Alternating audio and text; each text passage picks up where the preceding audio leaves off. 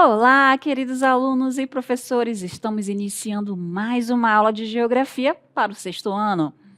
Eu sou a professora Juliana e estarei acompanhando vocês ao longo de todo este momento. Vamos agora verificar o número e o nosso objeto de conhecimento. Estamos na aula de número 40, com o objeto de conhecimento Biodiversidade e Ciclo Hidrológico, parte 2, e o detalhamento Ciclo Hidrológico, o ciclo da água. Então, vamos lá dar início à nossa aula.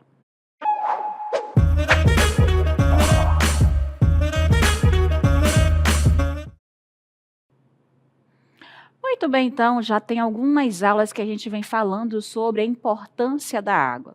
E a gente começa a aula de hoje falando sobre a hidrosfera. Aqui, como vocês podem ver, ela vai ser uma das camadas que vai ser composta por toda a água que compõe a superfície terrestre, desde lagos, mares, rios e até mesmo a água que está em seus outros estados físicos, no sólido, no gasoso.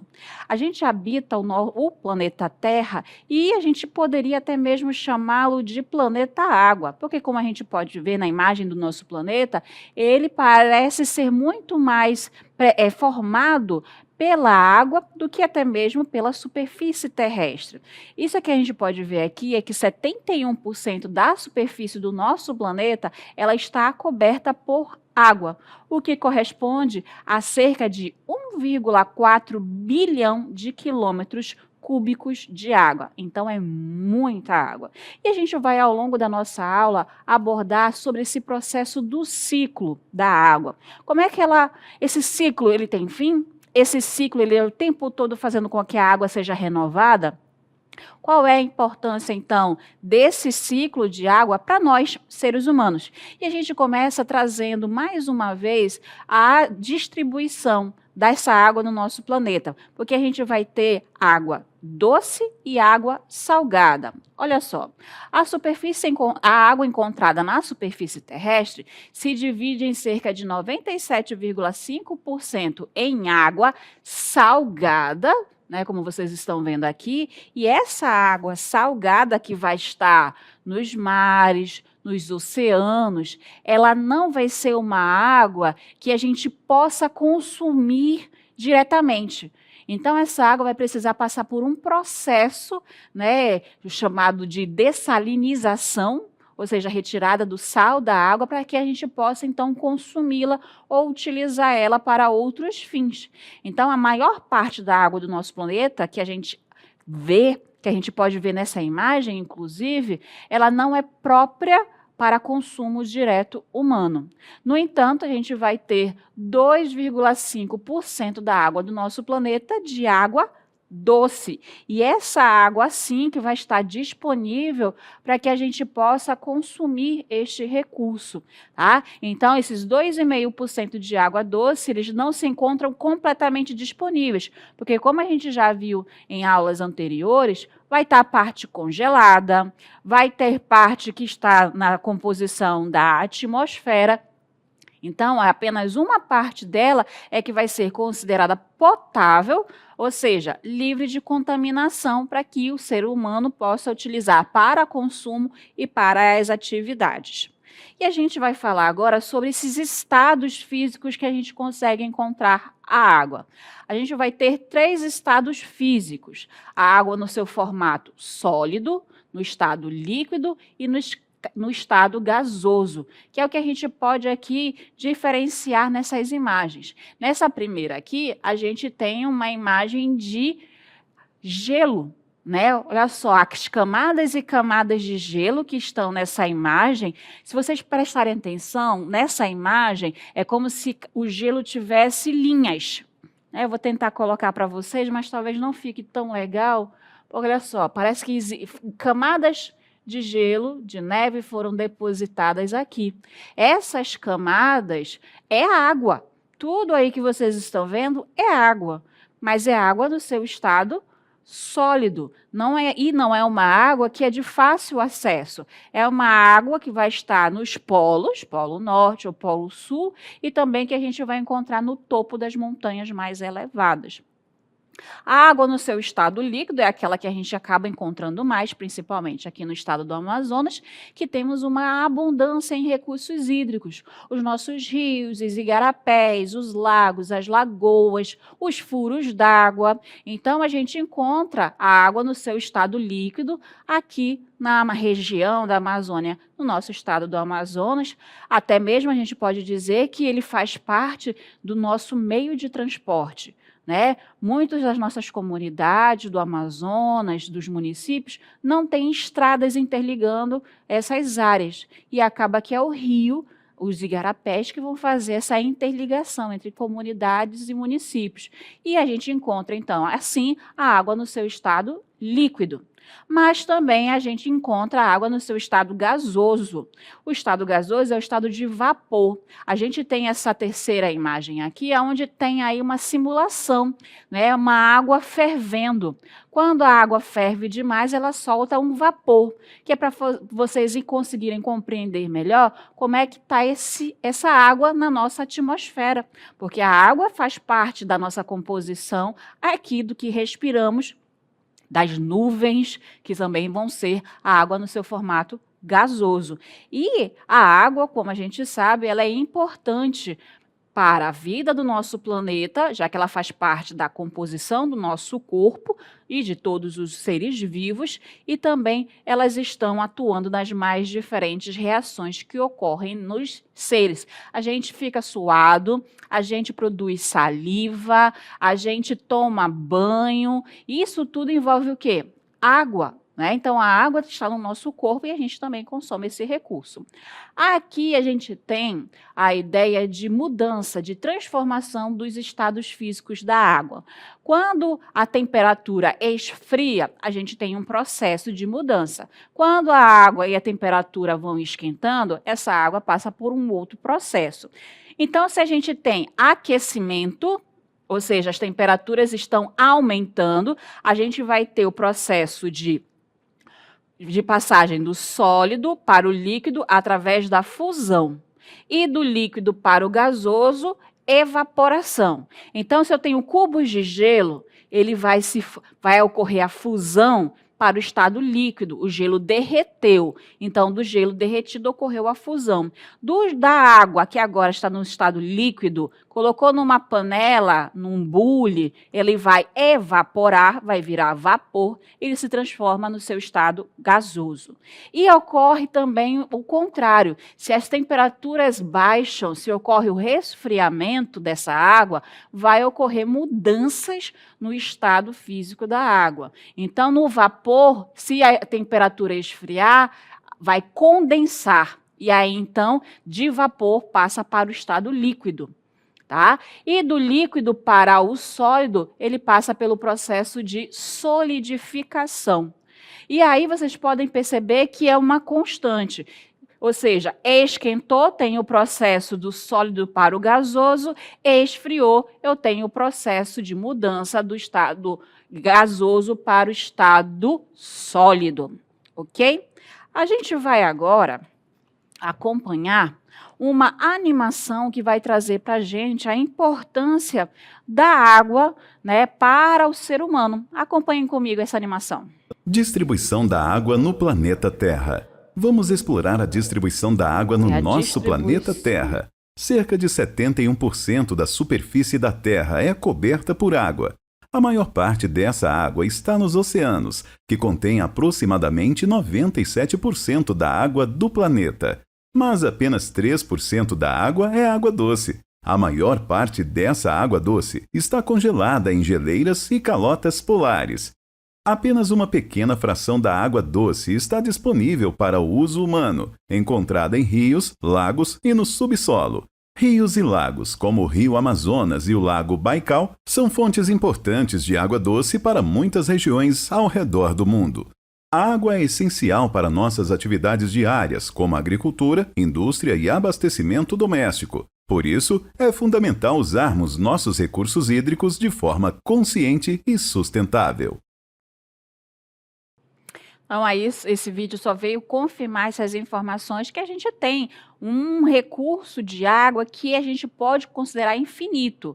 No entanto, a água potável, a água que a gente utiliza para consumo, para o abastecimento das cidades, para as nossas atividades econômicas, ela é um recurso finito, sim. Então, essa água potável pode vir a acabar.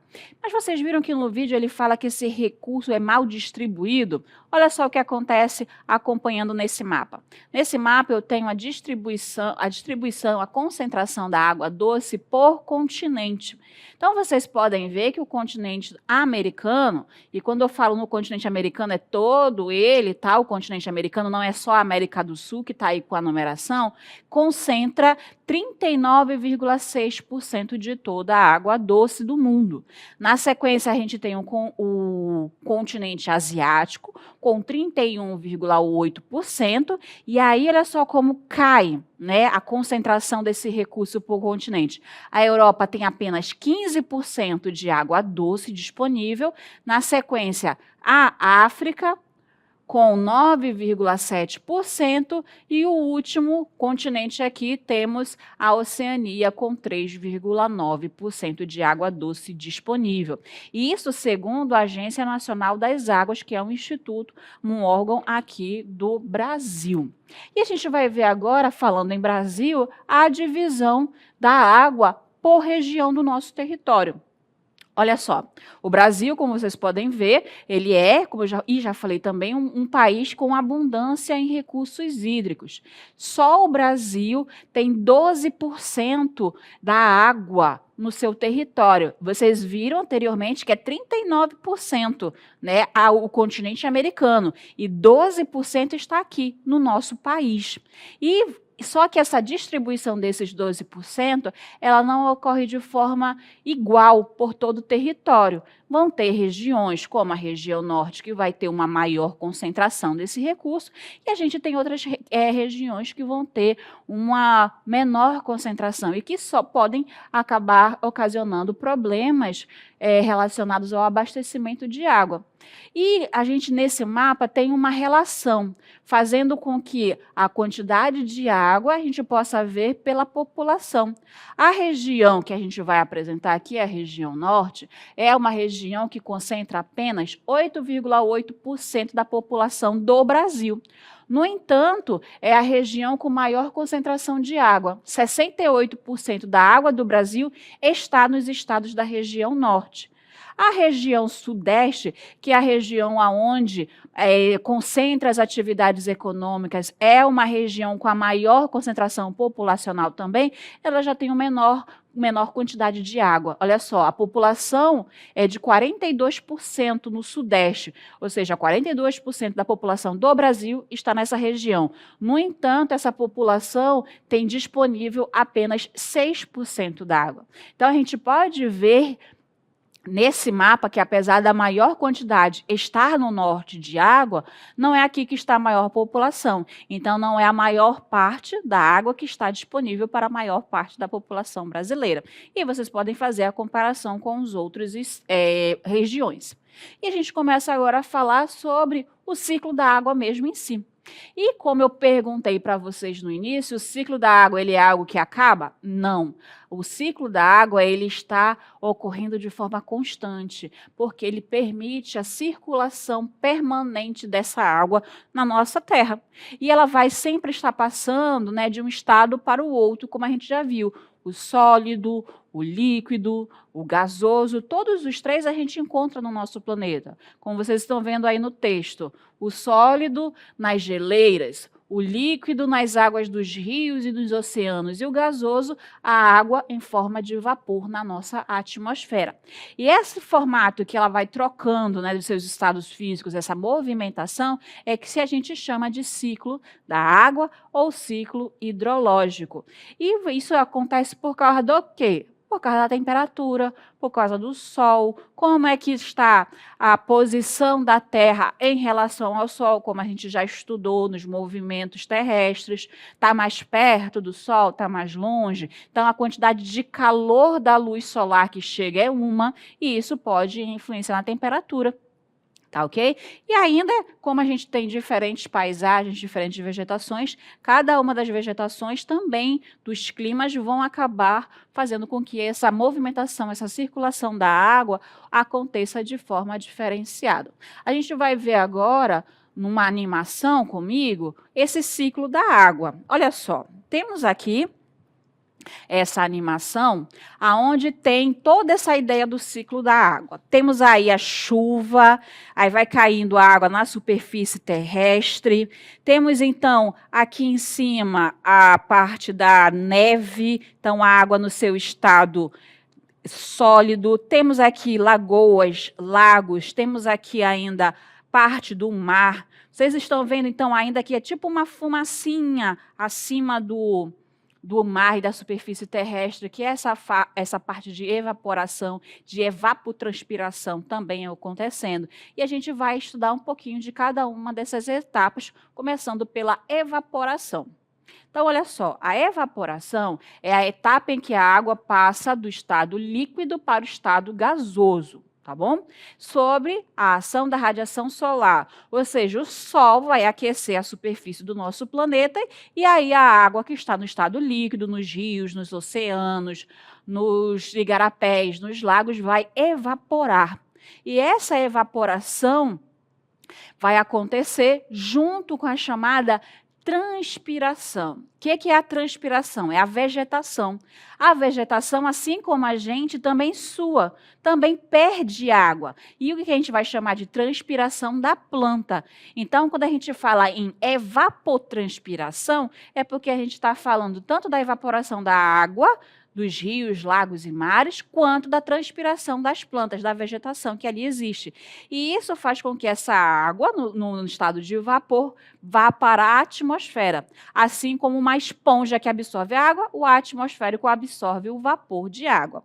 E aí eu vou trazer para vocês agora, novamente, a animação. Só que agora a gente vai ver cada uma das partes. Olha só, eu tenho aí acontecendo a parte da radiação solar chegando. E aí essa radiação, olha só, vocês estão vendo aí essas setinhas, ela vai justamente indicar essa parte da evaporação. Então, a luz solar chega na superfície terrestre, aquece as plantas, aquece a água e faz com que suba o vapor, que as plantas transpirem. E aí vai formando, então, essa parte chamada de condensação. Tá, ok? Na sequência, agora a gente vai falar sobre a condensação. O que é essa condensação? Que vai ser quando ocorre a passagem do vapor de água no seu estado, né, de vapor gasoso, eles vão se condensar em nuvens, tá? O vapor de água transforma-se em água líquida como resultado do resfriamento do vapor, que ocorre com a redução das temperaturas em altitude ou quando o vapor de água encontra uma massa de ar frio. E aí, depois da nuvem, com a temperatura mais baixa, pode acabar ocasionando a precipitação, que é a chuva. Mas primeiro a gente vai falar aqui sobre a condensação. Então, olha só, a gente segue aqui na nossa animação agora, vocês vão ver que ela vai subindo esse vapor e elas vão se condensar. Então, elas vão começar a formar as nuvens, tá? Esse é o primeiro processo que a gente vai ter. Primeiro não, a continuação do processo que a gente tem da condensação, ok? Olha, vocês estão vendo aí que as nuvens foram formadas. Esse é o processo. E aí a gente vai seguir agora para esse processo que já está aparecendo para vocês, que é a chamada precipitação. Então, olha só, o processo em que a água condensada, lá na nuvem, ela vai voltar para a superfície terrestre, agora ela pode voltar no seu estado líquido, como a chuva, mas também pode voltar para a superfície terrestre no seu estado sólido, como através de cristais de gelo, que é a neve, ou ainda em pedras de gelo, que é o granizo. E essa precipitação, ela ocorre quando uma nuvem atinge o estado de saturação. O que é isso? Ela fica tão cheia de vapor, ela chegou no máximo que ela aguenta aquela nuvem de vapor, que ela começa, então, a precipitar, ela começa, então, a cair, que é o que a gente volta a ver agora na nossa animação. Então, temos aí a chuva caindo no seu estado líquido, mas como vocês vão ver agora, ela também pode cair no seu estado mais sólido, através da neve. Então, a precipitação é isso, é o retorno da água para a superfície terrestre. Vocês lembram? Ela evaporou, ela condensou e agora ela conseguiu precipitar. A gente vai agora para o processo de infiltração e também de escoamento.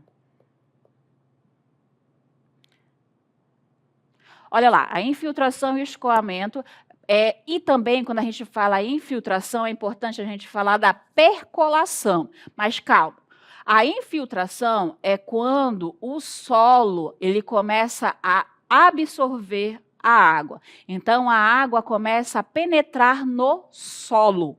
Então, isso a gente vai chamar de infiltração, quando a água começa a penetrar no solo. Porque a gente sabe que a água ela não fica só na superfície. Quando a água está na superfície e ela passa por cima da superfície, ou seja, ela vai direto do solo para a água, a gente chama de escoamento.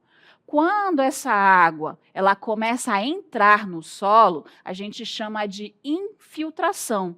Mas a gente também tem o processo da percolação. O que vai ser a percolação? É quando a água ela vai atingir as camadas mais profundas do solo.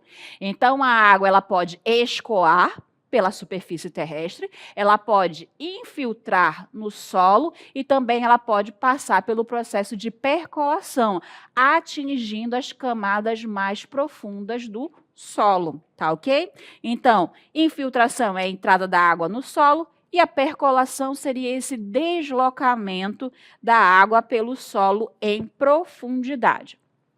Para vocês, mais uma vez, a gente vai voltar para a nossa animação, e aí eu vou deixar a animação agora por completo. Olha só, novamente a gente vai ver o processo de evaporação e também de transpiração, que vocês estão vendo aí a parte do vapor subindo, né, com o aquecimento que aconteceu da superfície terrestre. Esse vapor vai começar a se condensar, e olha só, vai começar o processo da formação das nuvens que vocês estão acompanhando aí. Essas nuvens, elas têm um momento de máximo, de pico. Quando elas não conseguem mais absorver vapor, elas precipitam e pode acontecer a chuva no estado líquido ou cair chuva no estado de neve ou de granizo. Quando essa água volta para a superfície terrestre, vocês já estão vendo umas setinhas lá no chão, né, da nossa animação acontecendo. Essas setinhas que estão na superfície é o processo de escoamento. Então, a água vai cair na superfície, ela pode ser direcionada para lagos, para os rios, até chegar nos oceanos, como vocês estão acompanhando agora. E também vai acontecer o processo de infiltração. A gente vai acompanhar agora esse processo.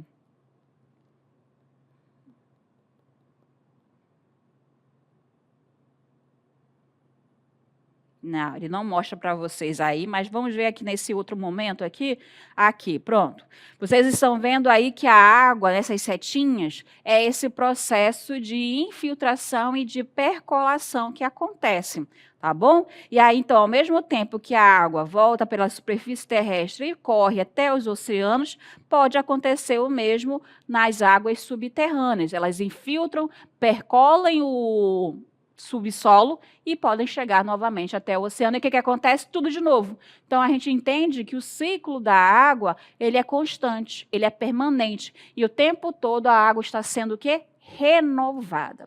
Bom, então a gente fecha aí esse momento da animação do ciclo e começa a falar da importância do que acontece nos ambientes urbanos e nos ambientes rurais. Os ambientes rurais, eles vão ter uma maior presença de vegetação, porque a gente vai estar falando da parte mesmo da vegetação que não sofreu tanta alteração pelo ser humano. Então, na parte urbana, há uma maior área para ocorrer o escoamento da água, para que essa água infiltre no solo, porque há presença da vegetação acontecendo ali. Ela ainda não foi retirada. Então, vai acontecer com mais facilidade e sem causar tantos estragos a água retornando à superfície terrestre através do escoamento e da infiltração, porque as atividades humanas não alteraram ainda tanto aquele local. O que é diferente do espaço urbano. No espaço urbano, já tem casas construídas, áreas de vegetação que foram retiradas para dar lugar a prédios, a edifícios, a outras áreas de moradia, a construção de estradas, e tudo isso tira essa vegetação e o solo ele foi passado por cima do solo uma camada de impermeabilização. O que é isso? Asfalto, o cimento, tudo isso tira o processo de infiltração natural do solo, porque passou uma camada de cimento nele, uma camada de asfalto nele, que agora ele não vai infiltrar a água com tanta facilidade. E isso faz com que essas imagens, como vocês podem estar vendo, aconteçam. A água, né, da chuva não vai ter para onde escoar. Então, ela se acumula nas cidades e pode ocasionar enchentes. As estradas, nessa segunda imagem, ela por não ter esse processo de infiltração e somente acumular, pode trazer a erosão para esses espaços na qual aquela estrada está presente. Então, quando a gente está falando da parte do ambiente rural e os ambientes urbanos, a gente vai estar ligando justamente a esse processo de retirada, né, da parte principal, da parte de escoar, de infiltrar a água do solo que foi retirada. Quanto mais urbanizada é uma região, quer dizer que acaba acontecendo um maior processo de retirada da vegetação. Quando se retira esse processo de vegetação, a gente acaba tendo, então, essa hipermeabilização, por causa do excesso de cimento, excesso de asfalto, a água não infiltra, então ela se acumula e acaba ocasionando prejuízos a essas cidades. A gente vai trazer agora as principais atividades que mais consomem a água.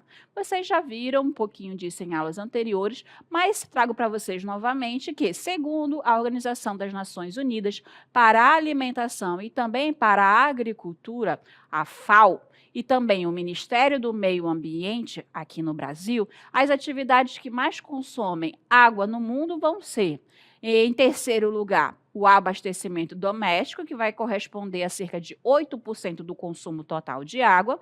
A segunda atividade que mais consome água doce, é importante colocar isso em destaque, é a indústria, onde cerca de 22% do consumo da água acaba acontecendo pela indústria. E a atividade que é campeã em consumo de água acaba sendo a agricultura, consumindo quase 70% da água doce que a gente tem disponível. E a gente pode, então, colocar algumas práticas, algumas ações nossas que podem amenizar esse uso da água, fazendo com que a gente consuma a água de forma mais sustentável. E a gente traz para vocês algumas dessas práticas. Está vendo a primeira prática, né, que é o não utilizar a água quando for escovar os dentes com a torneira aberta. Isso porque a cada 5 minutos que você escova seus dentes com a torneira aberta, você está gastando 12 litros de água. E se a torneira estiver fechada, você gasta apenas meio litro. Olha aí, você economizando 11 litros e meio de água apenas fechando a torneira. Um chuveiro, por exemplo, ligado durante 15 minutos, se você for tomar um banho de apenas 15 minutos, você vai estar consumindo 135 litros de água. Mas se você diminuir esse banho para uns 5 minutos e ainda fechando o chuveiro para na parte de ensaboar, para na parte ali de fazer a espuma no cabelo com o shampoo, o consumo cai para apenas 45 litros. Uma torneira que não para de pingar, né? Às vezes acontece em casa, tem lá uma torneira que mesmo a gente fechando no máximo, a torneira continua pingando. Ela pode, ao longo de um dia, gastar 45 litros de água. Então, é importante fazer esse ajuste na torneira. Vocês ainda podem checar se há vazamentos nos banheiros, em torneiras, em caixas d'água e ainda em canos, para que não fique nenhuma torneira pingando ou água escapando por algum outro lugar.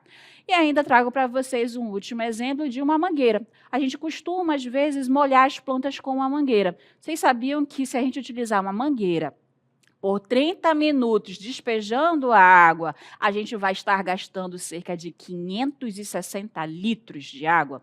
Então, a gente pode aí trocar, em vez de regar as plantas com, né, a mangueira, pode utilizar um regador, um balde, para que a gente possa economizar também a água nessa parte. Então, a gente tem aí algumas práticas que podem nos ajudar a consumir a água de forma mais consciente. Aqui finalizamos mais uma aula de geografia.